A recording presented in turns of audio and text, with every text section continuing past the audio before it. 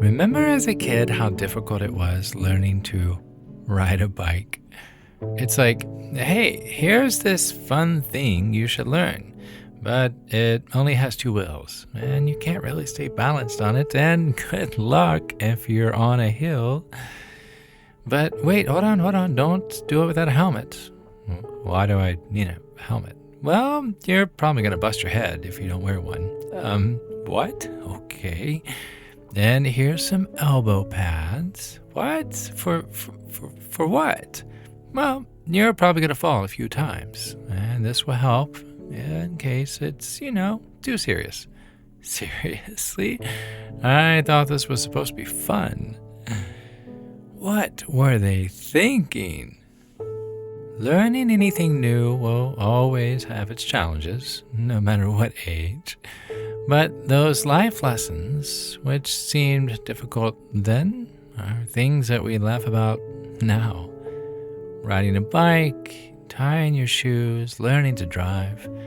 But one thing we're never taught is how to cope with stress. Why is something so important so overlooked?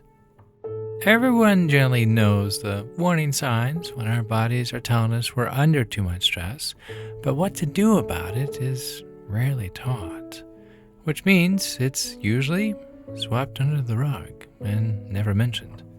Why is that? We know how to cook 3 or 4 meals, make 2 or 3 cocktails even, but when it comes to stress or anxiety, we panic and completely shut down and just hope it never comes back. But spoiler alert, it always does. So I want to teach you 2 life lessons and what to do with stress.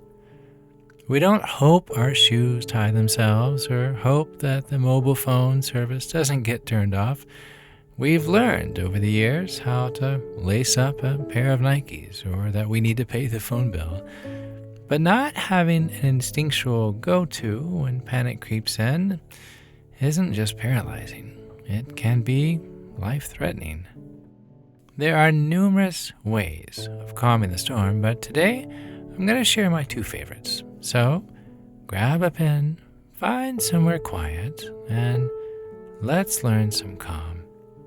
I'm Chad Lawson, and let's calm it down in 3, 2, 1.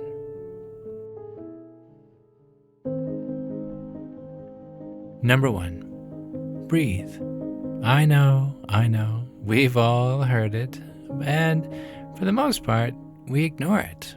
It's too simple, we think. How is breathing really going to make anything better? Everyone is telling you to do something that you do all day long without thinking about it. But it's how to breathe that's all the difference, and why to breathe. More specifically, what's known as coherent breathing.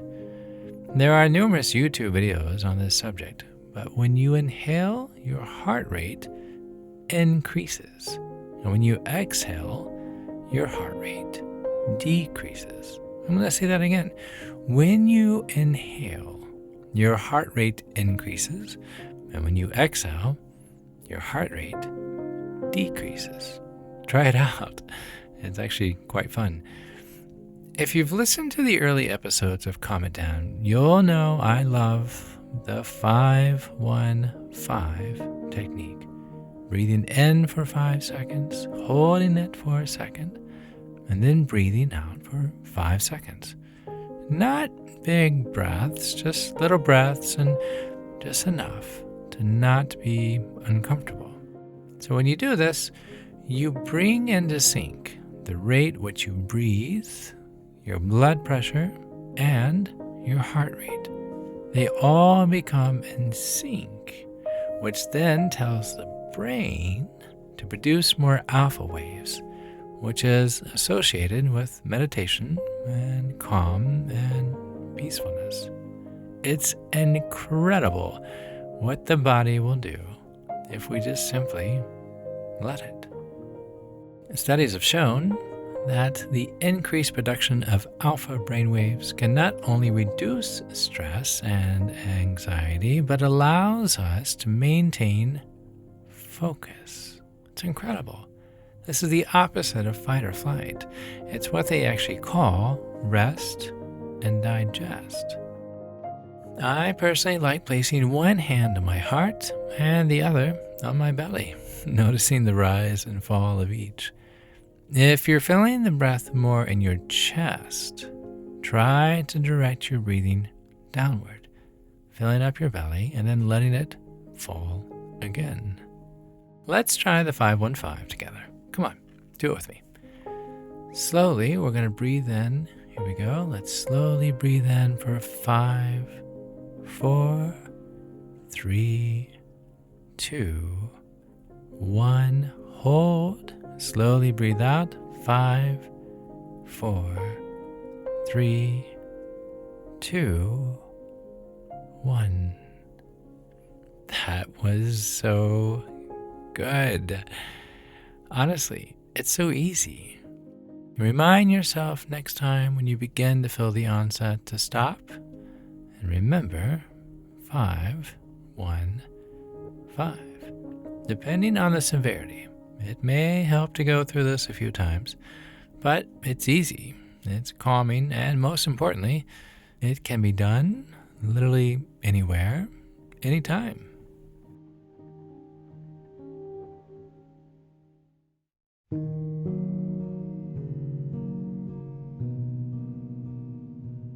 Number 2, visualize it.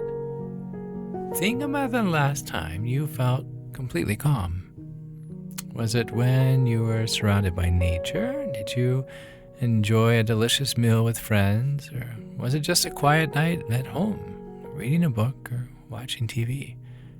Close your eyes and think about that moment.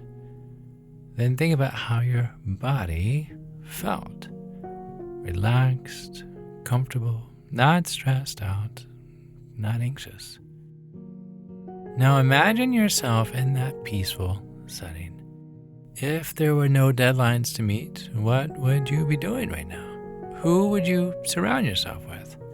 How does your body feel as you imagine this scene playing out in front of you?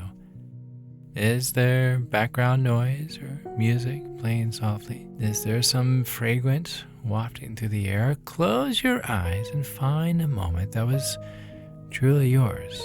And somewhere or sometime, you've always found comfort.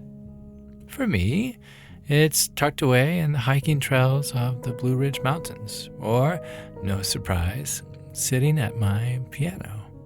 So during stressful times, I close my eyes and I imagine that hike or that time at the piano. As you visualize this peaceful moment, feel yourself sinking in more deeply. Not only do you imagine what you'd be doing if there were no deadlines to meet, but you imagine your body feeling calm and relaxed. You might even start breathing more slowly and deeply, or notice that your muscles are loosening up now that the stress is beginning to soften. Maybe there's a nice breeze flowing through where you are right now. Take note of how your body feels after calming down with visualization. Interestingly enough, this exercise can help show us what brings us peace in our lives, which can make it easier for us to reduce anxiety in our day-to-day. It can also highlight certain aspects of our life that are missing. Healthy relationships, time to relax, maybe a good meal with a friend, so that we can work towards creating more balance and harmony in our lives so we aren't swept up in anxiety all the time.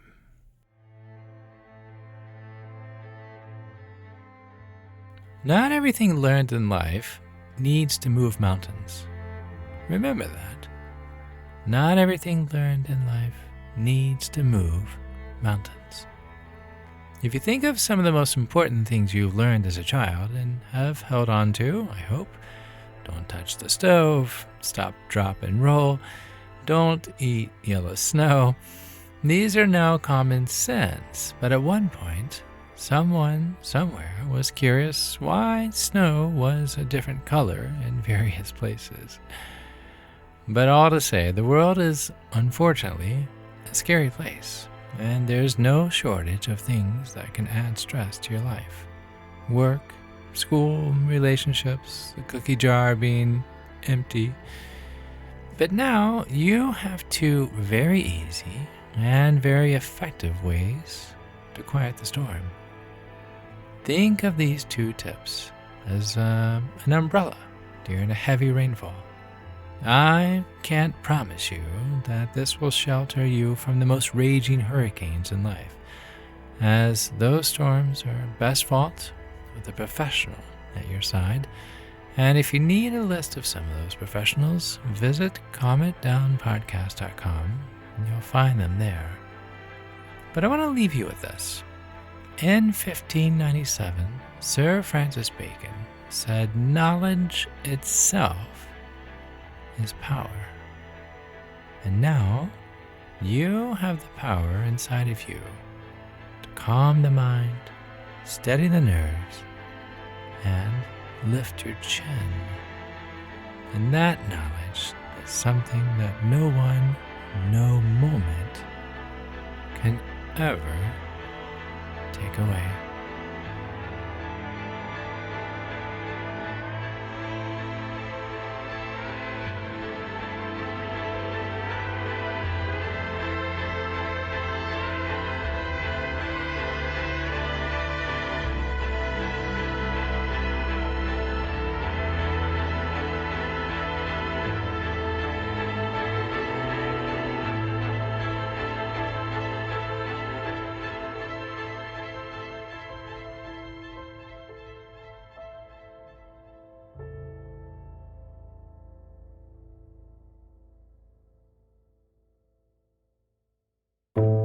For more episodes, concert dates, or to send me some delicious chocolate chip cookies, visit calmitdownpodcast.com.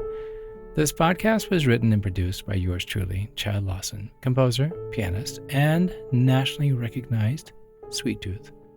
Now, before we part ways, I want to remind you that the views, expressions, and techniques in this episode are of my personal opinion and not intended to serve as a substitute for medical advice or diagnoses rendered to you by your individual doctor or other healthcare provider.